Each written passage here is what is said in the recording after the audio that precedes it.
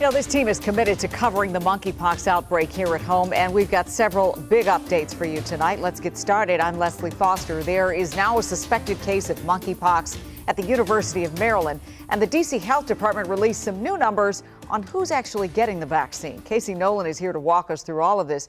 And Casey, an expert that you talk with tonight, said that we're actually repeating some of the mistakes of the COVID response. That's right, Leslie. And to be clear, monkeypox is an outbreak, not a pandemic like COVID, and does not spread the same way. But some of the same gaps in healthcare COVID exposed are starting to show again.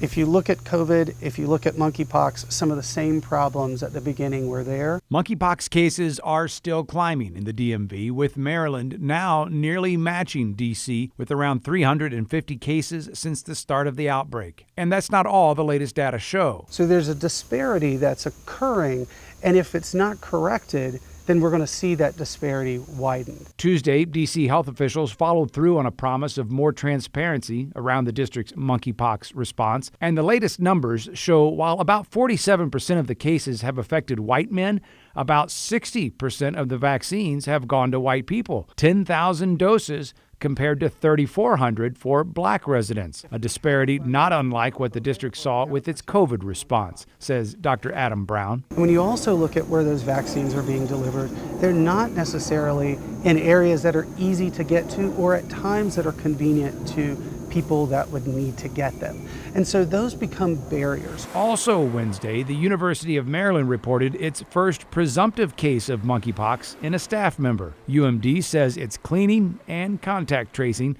Dr. Brown says perspective is key. If college students are having multiple sexual partners, if college students are having activities that expose them to skin or lesion to skin activities, the answer is yes, it's a risk.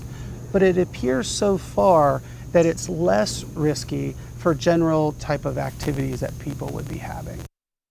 As for any disparity in the district's monkeypox response, the doctor points out D.C. is doing much better than many states where those gaps are much worse. Leslie? Yeah, those gaps are getting bigger too, Casey. All right, thank you.